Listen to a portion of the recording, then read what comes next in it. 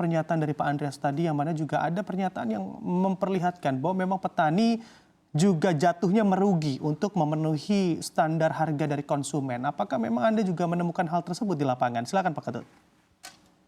Kami sekali lagi pada saat melakukan penyusunan harga acuan pasti melibatkan sedulur petani kita juga, asosiasi dan lain sebagainya. Memang mungkin tidak pasti menyenangkan semua karena kita harus menghitung juga tatkala kita terlalu tinggi menaikkan di hulunya pasti akan berdampak di hilirnya. Kan sedulur-sedulur petani kita harus kita perhatikan juga, kita harus memperhatikan di hilir di mana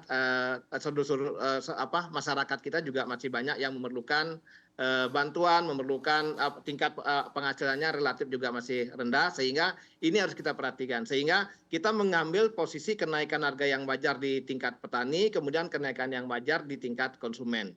Bapak Ibu sekalian bisa sekali-sekali bisa turun ke lapangan juga. Sekarang padi sudah mulai di 6.000. Bulog kita tetapkan GKP-nya 6.000, maka penggilingan padi membelinya di 6.100, 6.200 dan lain sebagainya.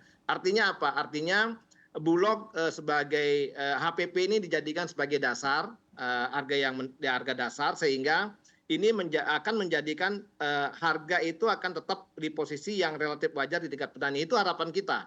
Nah, nanti kita bisa lihat di posisi Juni, Juli, Agustus petani akan senang lagi. Itu bisa dilihat dan kita sudah bisa melihat bagaimana langkah-langkah yang dilakukan oleh Bapak Menteri Pertanian dalam rangka mendukung produksinya. Ini juga akan sangat memberikan memberikan kenyamanan bagi petani untuk berproduksi, kemudian memberikan kenyamanan pada titik tertentu nanti pada saat Bulog menyerap juga relatif nyaman bagi petani. Itu yang kita lakukan selalu dan pasti pemerintah memikirkan petani sekaligus memikirkan konsumen. Tidak mungkin pemerintah melepaskan atau membiarkan petani berproduksi dengan kerugian-kerugian yang lebih besar. Begitu. Oke, baik. Silakan Pak Andreas atau Prof. Andreas menanggapi begitu ya, bahwa memang petani juga dilibatkan untuk penentuan harga atau ketetapan harga. Kalau misalnya Anda katakan petani merugi ini dalam artian seperti apa, Prof. Andreas? Silakan.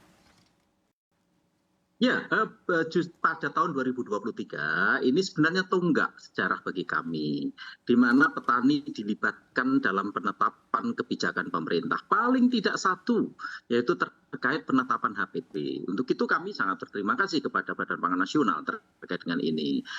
Sehingga saran-saran kami, masukan-masukan kami, kemudian ditampung dan kemudian kita bicarakan. Dan kebetulan kan saat penetapan HPP tahun 2023, 2024 itu rapatnya kami pimpin bersama-sama. Ada Pak Ketut, yang kemarin ada saya, Pak Ketut, lalu ada Pak Arief, kan, ada Pak Tarto. Jadi kita tetapkan bersama-sama. Jadi untuk itu mengapa khusus untuk beras, khusus untuk padi, kondisinya mulai membaik. Karena pemerintah betul-betul mendengar apa yang kami inginkan. Kan? Tadi sudah saya sampaikan itu terwujud dalam apa? Terwujud dalam nilai NTP, nilai tukar petani tanaman pangan yang melonjak ke 107 untuk rata-rata tahun 2023 yang lalu. Dan itu tertinggi sepanjang 20 tahun terakhir. Jadi itu, untuk itu kami berterima kasih terkait dengan itu.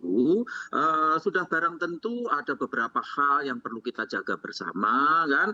Misalnya kemarin saja saya barusan diundang oleh IDX Channel terkait dengan isu deflasi. Kan deflasi beras, memang harga beras sudah mulai turun dari bulan Maret ke Mei, itu turunnya berapa, 3,4%, atau deflasi kalau deflasinya totalnya sih lebih dari 3,4% deflasi untuk beras. Nah, tapi sayangnya diikuti oleh penurunan yang lebih tajam harga gabah di tingkat petani. Harga gabah di tingkat petani ini dari hasil survei AB2TI ya, yang tiap bulan kami melakukan survei di sentra-sentra produksi. Harga beras di tingkat petani turun 18,5%, harga GKP gabah kering panen turun 21%. Jadi relatif tinggi turunnya. Mulai bulan Mei ini mulai membaik karena di bulan April yang lalu itu harga GKP di tingkat petani itu 5.428 dan di bulan Mei sudah 6.023. saat ini jaringan tani kami lapor, hampir seluruh wilayah di Pulau Jawa harga GKP sudah di atas 7.000. Jadi ini Pak Ketut hati-hati lagi nih nanti dalam pengaturan pangan juga kan. Jadi itu, tapi sudah barang tentu ini kondisi yang membahagiakan sedulur tani. Nah sebenarnya tata kelola pangan yang baik dan benar, bagaimana petani happy, petani berbahagia. Kalau petani happy, petani berbahagia, mendapat keuntungan yang wajar, sudah barang tentu mereka akan bersemangat tanam. Ketika bersemangat tanam, sudah barang tentu luas lahan pertanian akan bertambah, kan, luas tanam bertambah, produksi meningkat, dan ketika produksi meningkat, ini harga bisa terkendali dengan baik. Baik. Kalau saat ini kan kita bermasalah besar terkait dengan produksi, sehingga kalau yang dilakukan oleh pemerintah lalu akhirnya apa, impor, dan impor ini sesungguhnya kan bagi petani itu kan mencederai petani sebenarnya kalau dari sisi impor. Karena apa, petani kita dihadapkan head to head dengan tadi saya sampaikan petani Amerika, Brasil, kalau Argentina untuk kedelai kan, kalau untuk gula petani Thailand dan Brasil yang efisiensinya jauh lebih tinggi, beras kita berhadapan dengan Vietnam, Thailand kan, yang luas lahan dikuasai petani jauh lebih besar juga kan. Jadi itu sehingga lalu bawang putih kita berhadapan dengan petani Cina yang produktivitasnya 3 kali lipat dibanding Indonesia. Jadi itu, jadi bagaimana pemerintah mengatur dengan baik, dan kita harapan kami sudah barang tentu tertumpu kepada Badan Pangan Nasional terkait pengaturan impor bahan pangan pokok tersebut. Karena apa, tadi sudah saya tunjukkan, kondisi kita bukannya membaik, semakin memburuk. Nah, tadi sudah saya sampaikan, selama 10 tahun terakhir pemerintah saat ini, impor pangan kita melonjak hampir 2 kali lipat, bisa dibayangkan.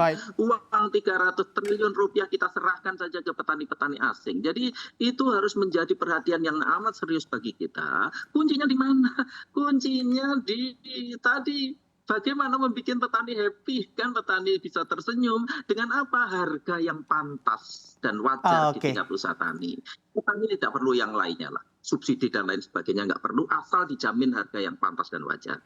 Oke, baik. Kita tanyakan ke Pak Ketut. Pak Ketut, sebetulnya Anda memang permasalahannya adalah produktivitas begitu ya bahan pangan di Republik kita ini. Bentuk dukungan pemerintah seperti apa sih keseriusannya dalam untuk meningkatkan dukungan terhadap petani untuk meningkatkan produktivitas pangan? Silakan, Pak Ketut.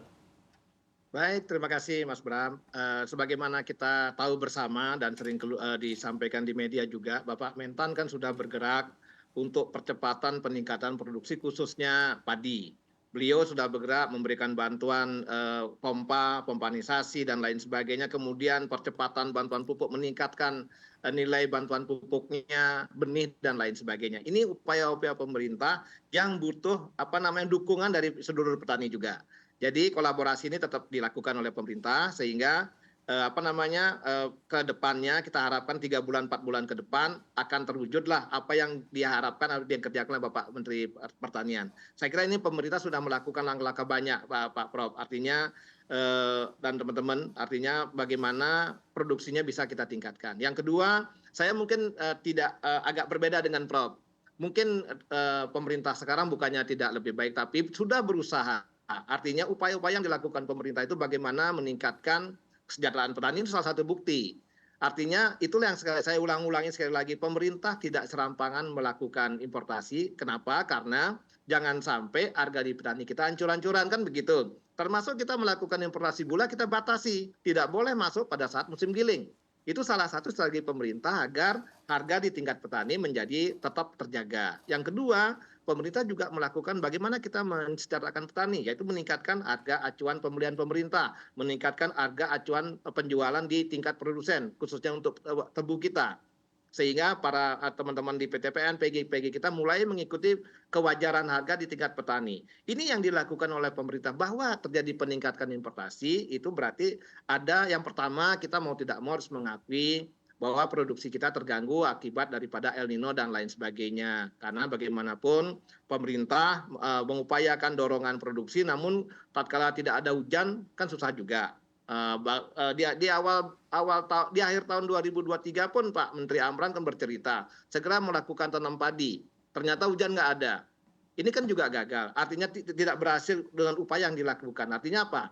karena alam juga tidak bisa kita lawan. Oleh karena itu teknologi mungkin yang perlu adalah bagaimana kita mengembangkan teknologi, dan itu pasti dilakukan upaya-upaya oleh Kementerian Pertanian dalam rangka meningkatkan penggunaan teknologi dan lain sebagainya. Itu upaya-upaya pemerintah sekali lagi dalam rangka peningkatan produksi, sekaligus poin pentingnya adalah mensejahterakan petani, dan di tingkat hilirnya Badan Pangan Nasional juga meningkatkan kewajaran harga bagi konsumen.